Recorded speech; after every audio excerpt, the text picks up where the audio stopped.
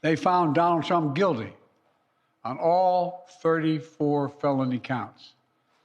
Now he'll be given the opportunity, as he should, to appeal that decision just like everyone else has that opportunity. That's how the American system of justice works.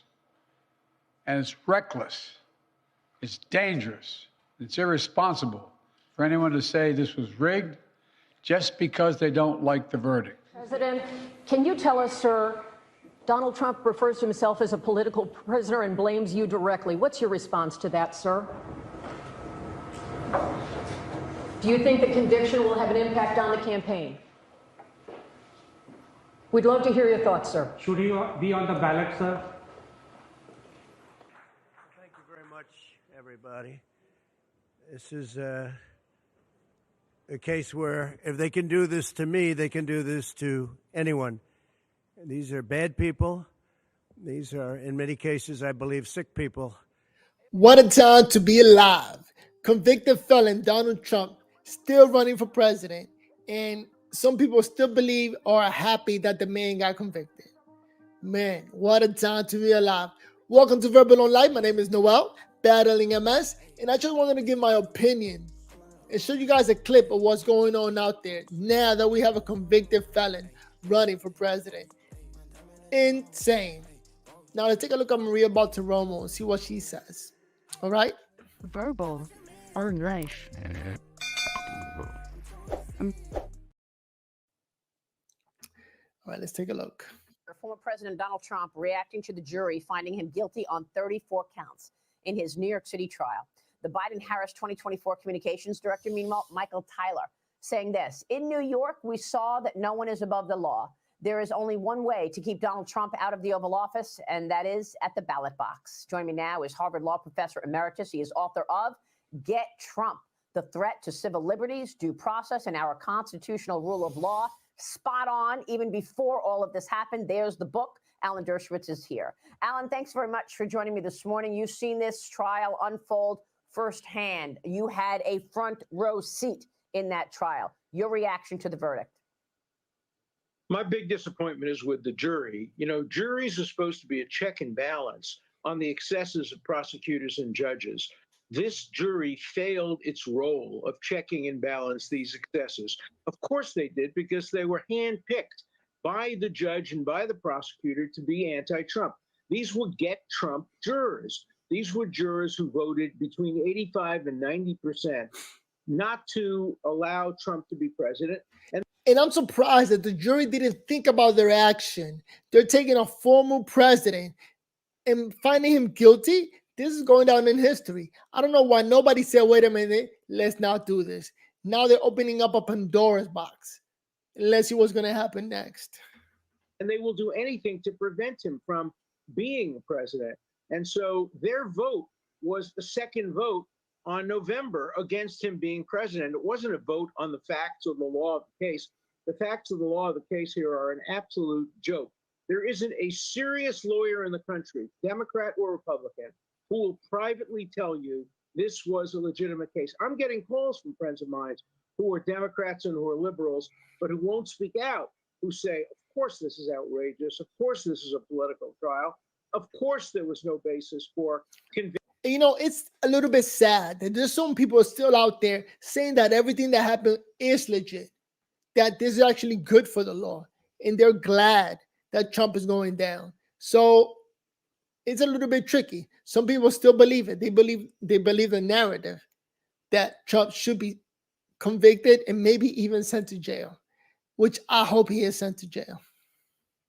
Convicting him of a misdemeanor based on the statute of limitations. But we're thrilled, we're happy, we're cheering for the result, because this is part of the whole Get Trump mentality. And, maybe it'll backfire, maybe it won't. Maybe it will be reversed on appeal. My worry is that the appellate judges are just like the jurors. They're afraid of coming back home and being accused of being the ones who allowed Trump to become president. I'm afraid the appellate judges will fall into the same Get Trump trap, and we'll see no change on our system of rule of law. But how much of the influence came from the judge to begin with? I mean, I was talking to someone last week, and she said that she saw all of the jury selection sheets. And, it was all like, I hate Trump. I want him behind bars. I mean, stuff like that when the jury was selected. And then Judge Merchan comes up and tells them, oh, don't worry, you don't have to be unanimous on a secondary crime. Choose whatever you want, pick a crime, and that's fine. When, in fact, we know it's supposed to be unanimous. I mean, he sets Trump's sentencing hearing for July 11th, just days before the Republican National Convention. So, July 11th, right? Like 4 days before the convention. If the judge, which I don't think he's going to do it, but if he sends him to jail, it's a guaranteed win for Trump. We're talking about sending the Republican nominee to jail, not even for a day. That's insane. So some people are thinking that the Democrats are smart enough not to send him to jail because it would just pump him up. But not even home confinement. It just remains to be seen. Let's see what he says. I want to get you say you're disappointed in the jury, but how much of the jury's behavior was because of the judge and what he told them to do? Absolutely. This was essentially a directed verdict of guilt by the judge, by giving them the multiple choice defense, by saying you don't have to agree on which charges were the secondary crimes. You don't have to prove them beyond a reasonable doubt. You can accept the prosecutor's argument that, as a matter of fact, this was an illegal campaign contribution, while keeping out an expert witness who really knows campaign law, who would have said, no, this is not an illegal campaign. I heard somebody saying that there was a lot of mental gymnastic practice here. Like they really went above and beyond the call of duty to make sure that Trump was found guilty. And they was actually able to pull it off, And if they could do it to Trump, imagine what they could do to you. I don't know, but I like that saying because it makes sense. Contribution. The judge, by allowing the detailed, salacious testimony of Stormy Daniels, utterly irrelevant to the case, and the Court of Appeals of New York has already ruled in the Weinstein case that that's illegal. If they simply apply the Weinstein precedent to the Trump case, they will reverse this conviction. But no matter how unpopular Weinstein may have been, the court had the courage to reverse his conviction. Will they have the courage to allow Donald Trump to be the next president of the United States? That's the real question. Can he get justice in New York? Or is this going to be an invitation to local prosecutors around the country? And you know what's funny? That this is a state conviction. So they said that at the federal level, he cannot be pardoned. So it tends to believe that he might be president and then finish his term in jail or whatever the judge says after his presidency, which is another insane situation. For Republicans to start weaponizing the criminal justice system and to go after Democrats and start bringing them to trial in front of jurors that are very anti-Democrat. This is the beginning of a war of weaponization of the criminal justice system. And it has, legal systems failed. Our system of checks and balances, which is the great contribution that the American Constitution made, failed yesterday. And we get more bananas. On my show, The Dirt Show, I give out bananas. We're up to 8 bananas out of 10 on a banana republic. Lost our system of checks and balances yesterday. Yeah. Well, that's good. I know. And I like the fact that you give out bananas because it's spot on. Let me get your take on what we heard from the White House and the Biden campaign earlier this week. Because remember when we were all waiting for a verdict, the campaign comes out and they say, we're going to have President Biden make a statement after the verdict is out. He's going to do it from the White House so it doesn't look political. Yeah, right. And then they say, if he is acquitted, if it's a hung jury, we are planning attacks on President Trump. I mean, when I read that, I was so taken aback. I thought, could this actually be true? Are they admitting that they are intimidating people right now, even before? I mean, how much of that intimidated the jury, do you think? Well, I think the jury was very much intimidated, even though they were anonymous. I think the judge was intimidated.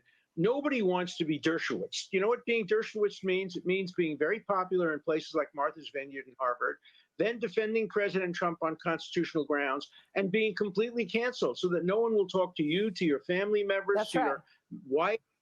And every juror understands that. Every judge understands that. If you're perceived as doing anything in favor of Trump in a city like New York, particularly in Manhattan, your life is over.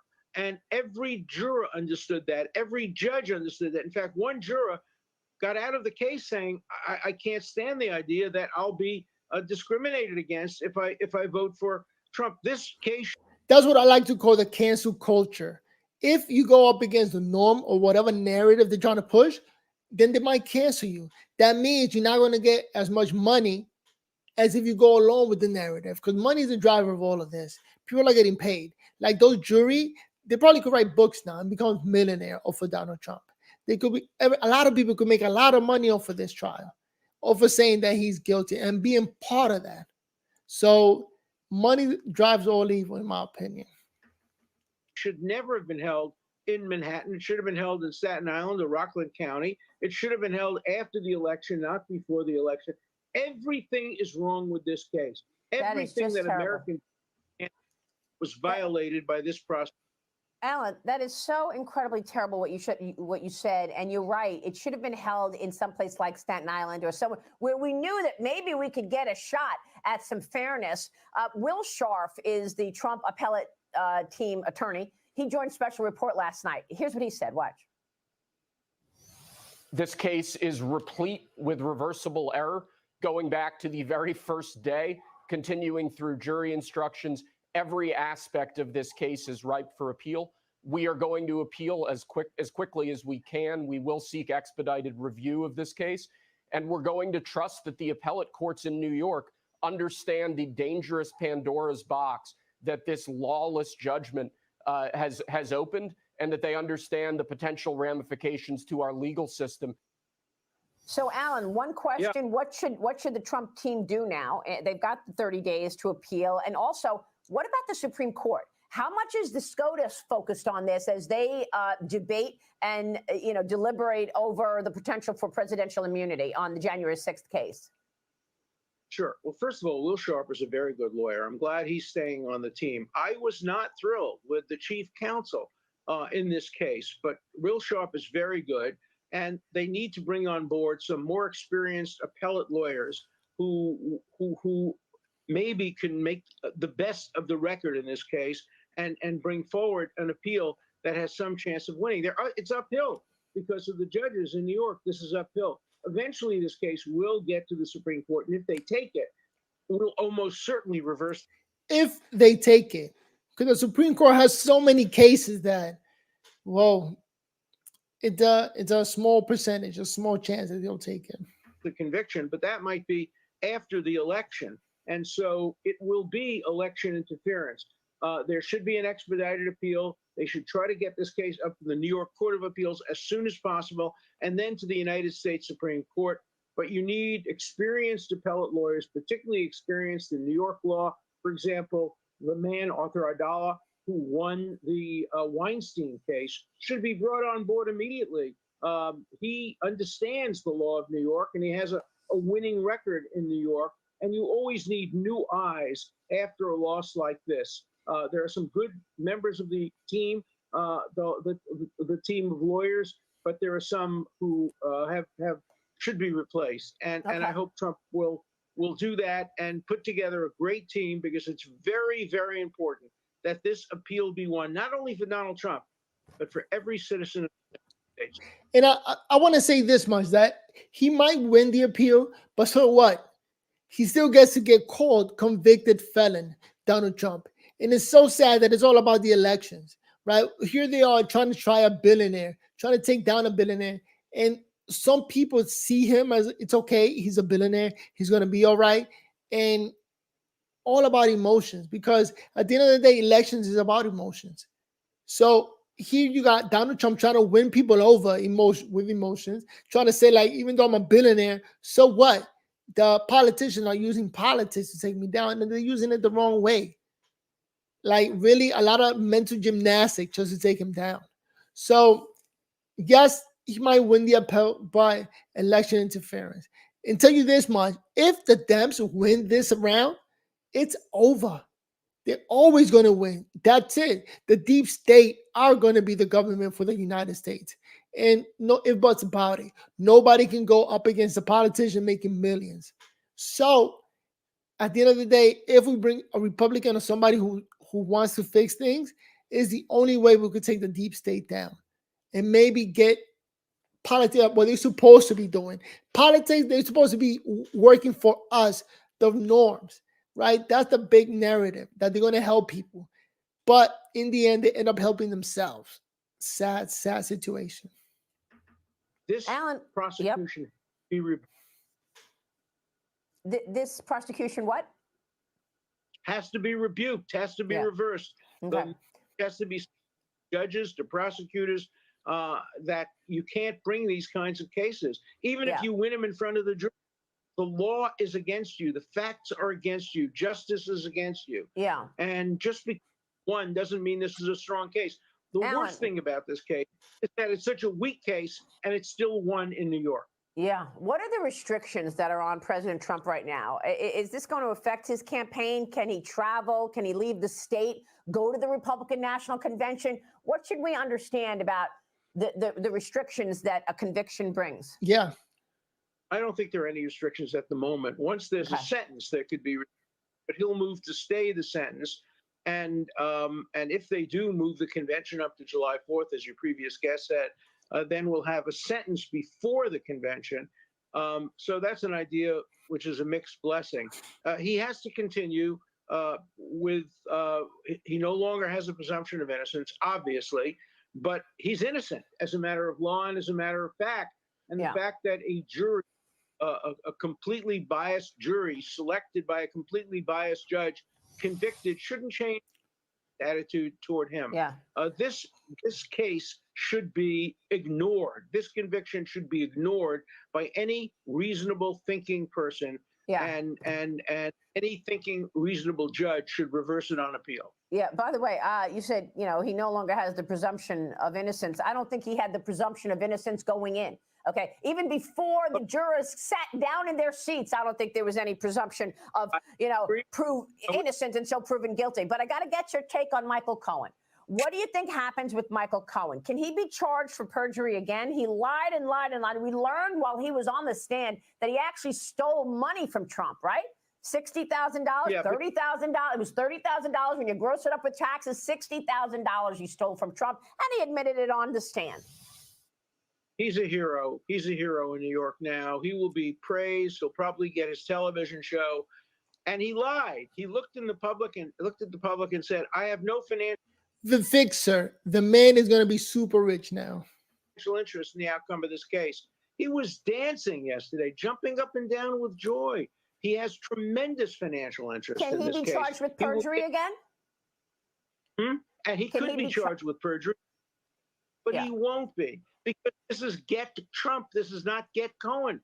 That's and in right. my book, Get Trump, I predicted exactly this outcome of this case as soon as the decision was made to indict. After everybody had said there was no case here, Vance said there was no case, Fed said there was no case. As soon as Bragg indicted, we knew there was going to be a conviction. It was a foregone conclusion. So yesterday's result is not news. It was just the end result of a completely predictable injustice that was engineered from the very beginning by a politician who had campaigned on the promise to get Trump.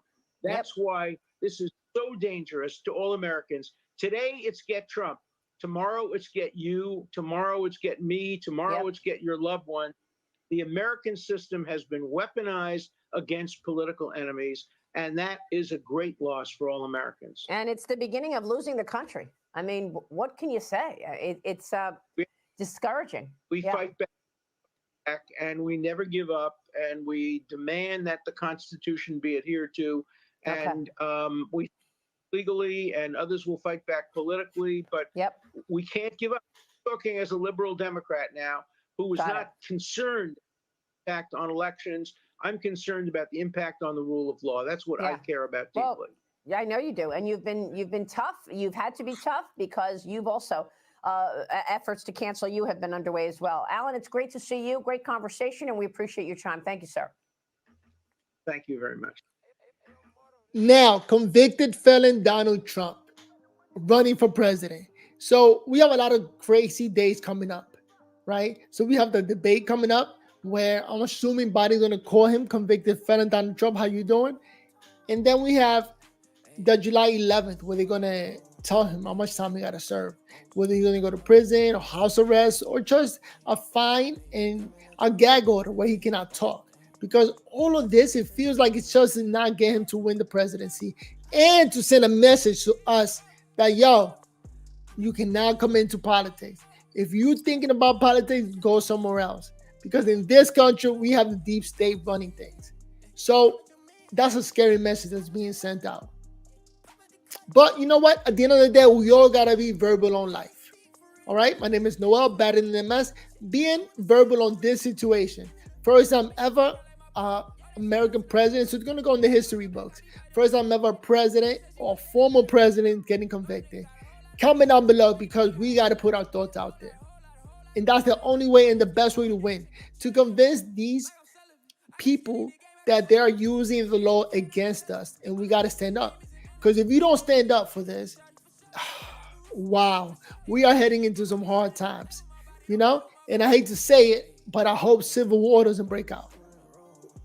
Because at the end of the day, what are you doing? You're locking up or you're sentencing a popular ex-president and sending everybody a sign that, yo, it happened to him, it could happen to any of you. We got the power. It's crazy. Verbal or life.